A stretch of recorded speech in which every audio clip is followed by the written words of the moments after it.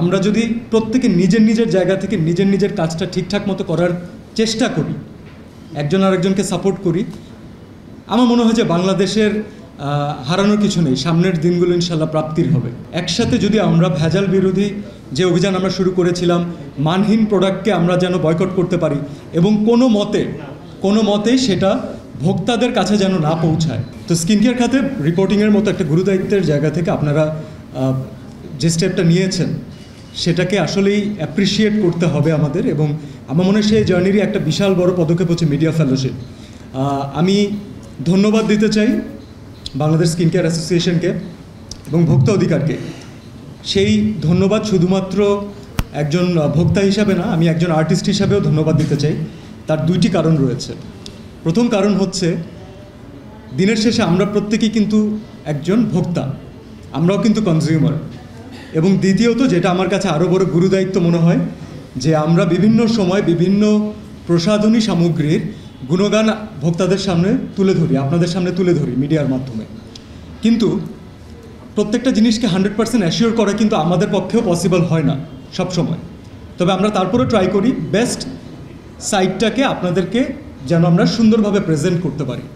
সেই ক্ষেত্রে এই রিপোর্টিং একটা অনেক বড় গুরুদায়িত্ব পালন করবে এই বলে আমি বিশ্বাস করি। তো থ্যাংক ইউ সো মাচ ভোক্তা অধিকারকেও, যে আমার এবং বাংলাদেশ স্কিন কেয়ার অ্যাসোসিয়েশনকে, যে আমাকে এত ইম্পর্ট্যান্ট একটা কাজের সাথে আপনারা অ্যাসোসিয়েট করেছেন। I am truly grateful. এবং আমি যেহেতু রিমার্ক হারল্যান্ড ফ্যামিলির পক্ষ থেকে এসেছি, আমি আপনাদেরকে একটা খুশি কথা বলতে চাই। সেটা হচ্ছে, আমাদের যে ব্র্যান্ড লিলি, সেটা কিন্তু অলরেডি বিএসটিআই কর্তৃক স্বীকৃত প্রথম হালাল সাবান হিসাবে এখন বাজারে অ্যাভেলেবেল আছে, এবং ইটস বিন অ্যাপ্রিসিয়েটেড।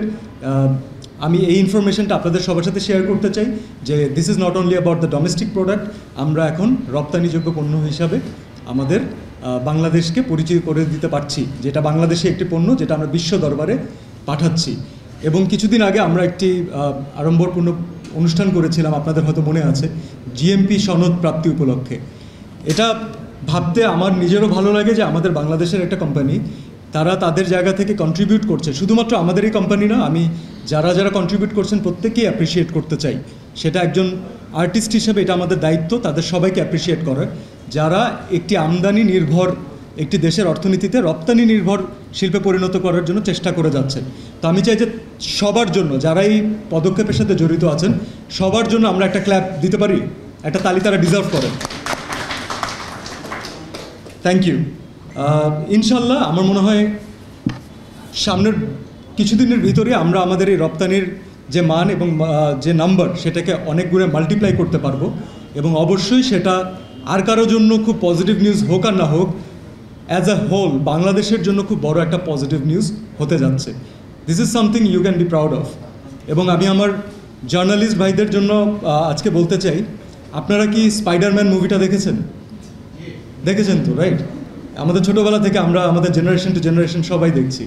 তো স্পাইডারম্যানে খুব সুন্দর একটা লাইন আছে, সেটা হচ্ছে, with great power comes great responsibility. যার উপরে সেই দায়িত্ব যত বেশি, তার করারও অনেক বেশি। তো আমি আপনাদেরকে আবার ধন্যবাদ দিতে চাই এবং মনে করিয়ে দিতে চাই যে আর্টিস্ট হিসাবে আমরা, ভোক্তা হিসাবে বাংলাদেশের সকল জনগণ, তারা কিন্তু আপনাদের এই একটা রিপোর্ট অথবা আপনাদের অনুসন্ধান গবেষণাধর্মী রিপোর্টগুলোর জন্য ওয়েট করে। কারণ তাদের এর মাধ্যমেই জানতে হয় যে তারা কাকে বিশ্বাস করবে এবং কাকে বিশ্বাস করবে না।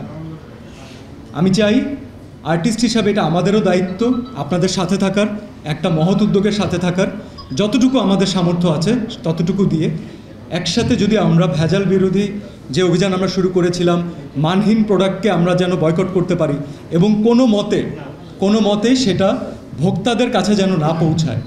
কারণ আমি জানি একজন ভোক্তা যখন তার কোনো একটা প্রসাধনী সামগ্রী কেনেন, সেটা কিন্তু তার খুব কষ্টের দ্বারা লাঘব করা অর্জিত সেই অর্থ দিয়ে কেনেন। তো এটা আমাদের সবার দায়িত্ব, আপনার আমার সবার দায়িত্ব তাদেরকে সঠিক পণ্যটা বাছাই করতে সাহায্য করা, এবং এটা তার একটা মৌলিক অধিকার। তো ইনশাল্লাহ আমরা যদি প্রত্যেকে নিজের নিজের জায়গা থেকে নিজের নিজের কাজটা ঠিকঠাক মতো করার চেষ্টা করি, একজন আরেকজনকে সাপোর্ট করি, আমার মনে হয় যে বাংলাদেশের হারানোর কিছু নেই, সামনের দিনগুলো ইনশাল্লাহ প্রাপ্তির হবে। আপনাদের সবাইকে অনেক ধন্যবাদ, and I really appreciate this effort. Thank you so much. আসসালামু আলাইকুম।